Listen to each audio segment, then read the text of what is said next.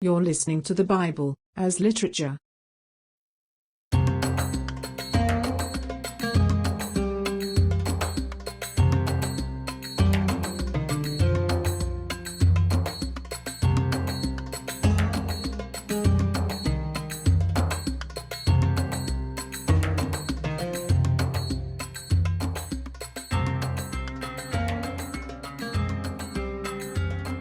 Hi, this is Father Mark Boulos, and you are listening to Tadazi Tuesdays with the Bible as Literature podcast. This week, Father Paul condemns the Masoretes for stamping vowels on the Hebrew consonantal text, arguing that it served as a method of control over the Bible and its later interpretation by theologians. He explains that this imposition corrupted the biblical dabar, twisting it into the Platonic logos of Greek philosophy, ultimately undermining the authority of the Torah. It is my honor to introduce Father Paul on the Bible as Literature podcast, Tadazi Tuesdays. The proof, which is important for me, that there is a consonantal text, that the Masoretes introduced the vowels. They did not introduce them into a Greek or Latin text. They introduced them into a Hebrew text. So all this fallacy that an earlier manuscript is closer to the original, is as the Christians do with the Septuagint, it's a fallacy. You have an earlier manuscript, but the Masoretes worked. Actually, the Masoretes tried to do what one is supposed to do, but by stamping the vowels on the text, they controlled it. Whereas, as Kamal Salibi said, I read the Arabic newspapers without vowels. And this is how I approached the Hebrew text. And what's his name? Jerome and Mitchell Dahoud did that. Jerome, because he had no other choice and he was serious. And Mitchell Dahoud against the grain. That he took help from a text that was discovered, Ugaritic mainly, and then also Eblaitic, that are consonantal and much older. And as Paul Hanchak told me, Father Paul, 20 years later, no one quotes Mitchell Dahoud. They disregarded him. And there was a caveat early on against taking seriously the translation in the book of Ecclesiasticus, the book written directly in Greek, and thus it was written to show that all the extracurricular Greek are made up. Maccabees and Henoch and so on, they are not found in Hebrew. And this is a fallacy, according to me, that people say, we discovered a Hebrew text. This was a translation later. It's not an original. But even if it is, the authoritative text is Ecclesiasticus. We don't have the other one. I'm talking about canon, the Greek canon and the Hebrew canon. So there was a tension, there was back and forth. That's the idea. And then, since it's the last book, we should critique openly what happened. And in a nutshell, according to me, what happened is that Christianism, to some extent, was successful because of its basic message of taking care of the slaves and the poor and so on. Otherwise, it cannot be explained. And the whole thing of martyrdom and so on, only a slave or a gladiator, we are upon death. It doesn't matter whether we die today or tomorrow. and it spread, and then came. It's the way the leaders of the church do. They take a ride on the back of the success and so on. And then the success culminated with Constantine and his buildings and so on. And it became the religion of the empire. So willy-nilly you have to accept it. So it's not that they were convinced that it is the truth and so on. But then, as Maria pointed out, what do you expect, Father Paul? This is the building blocks they had, the language of the time, which is Platonic philosophy. I said, but that is the problem. To use it or not to use it is the question. I'm going to quote Shakespeare to soften the heart of my NATO readers.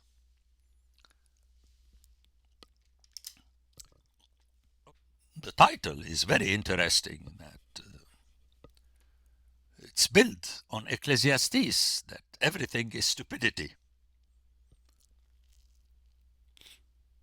But that's what we have to offer. I mean, it's ridiculous. The Bible is ridiculous. The story of Sarah and the story of Cain and Abel. By the way, you know that in the Hebrew text, there is no expansion as in the Septuagint that he took him out and so on. He just took him out to the field and killed him. There is no explanation. And German scholars say, well, this is a reflection of the sibling rivalry. I hate this thing.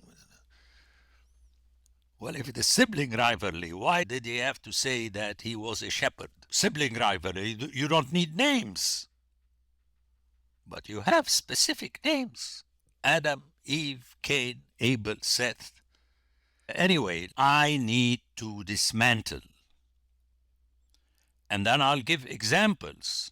I mean, the clear thing is that the original was written against the Iliad and against Plato. And the translation, remember my theory, which we have to repeat, that the people were intending to address also the descendants of Alexander. But they gave priority to their own people so that they would not fall in the trap by having the original text in a Semitic language, which I have said time and again was not intentionally Aramaic, so that the people would not. And this Aramaic is important because it's a Persian king that was so wise not to impose the Persian as the language in the Achaemenids, which were destroyed by Alexander.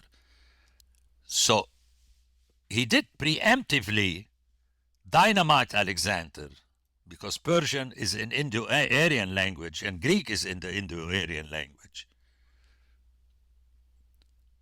But the guy said no, because we want to do business with the people and deal with them. I mean, this goes, and I mentioned it against the grain of the Dutch in South Africa and English in North America, where they forced the Aborigines to use their language. But this king did not do that. The Aramaic was the lingua franca.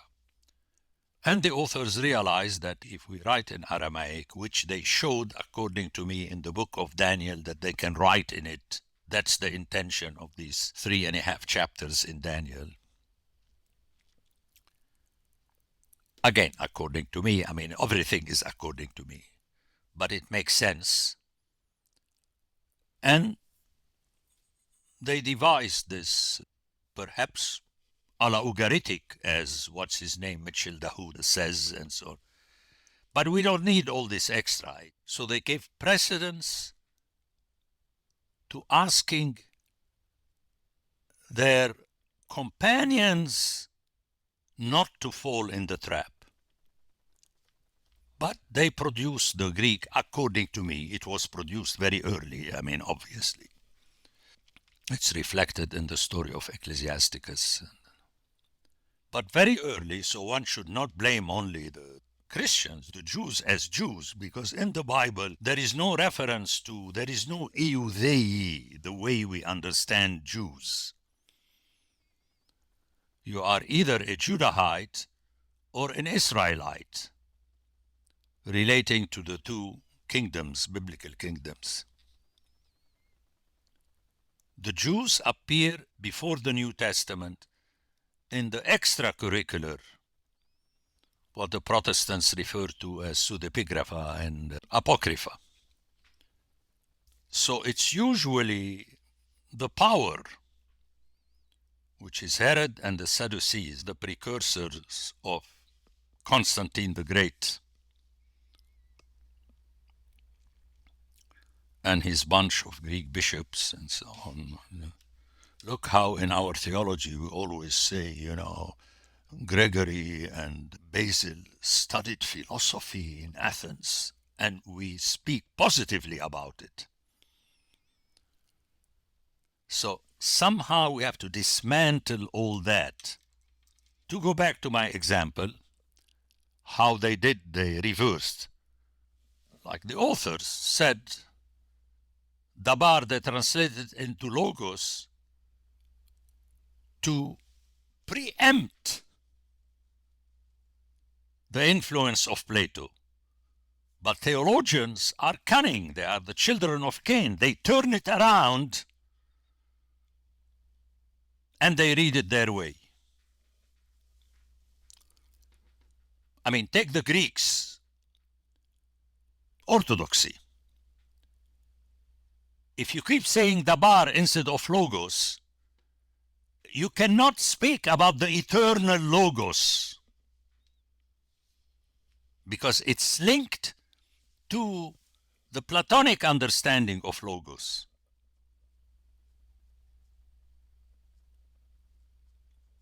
And the extreme, I'm going to mention that, famous scholars, they say, well, the Old Testament was, whether they say written first in Hebrew or Greek, they say, well, the Torah was produced in Alexandria and it was based on Plato's. You know that theory. I mean, they took it from Plato. That's why the Jews reacted by saying, but Moses came before Plato. It's all in the time of the day. Who taught the others? But scholars turn this around. No, I mean, in the Bible, yes, the chronology, but all the teaching of Moses are based on Plato.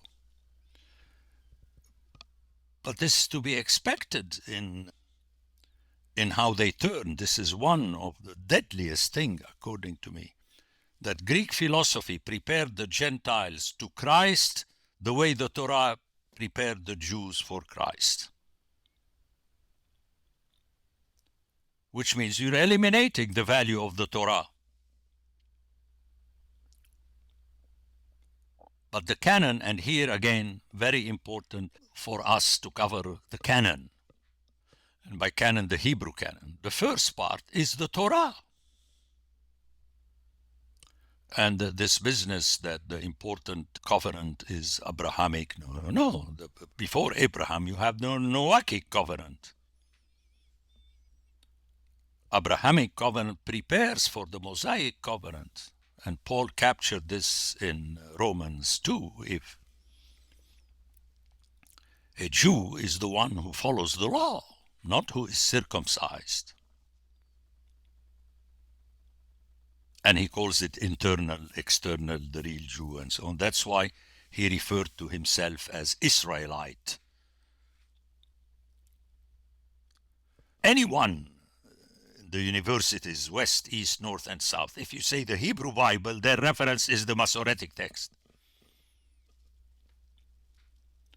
Which, by the way, is ridiculous. And we can give these examples that in the chart in wine green of the definite article before the regular letters and the guttural letters, visually it's the same thing. And the poor Romanian has to study when it is he and ha and who. It's ridiculous. And then Eris becomes ha-aris, What's the difference?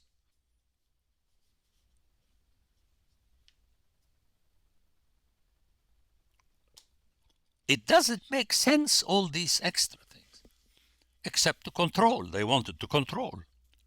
Now, the Greek fathers did not have to make this effort because their language has vowels, which are critiqued, that you make a vowel. Until now, you have to fight with the people that the Aleph is not the Alpha. No one is going to accept that.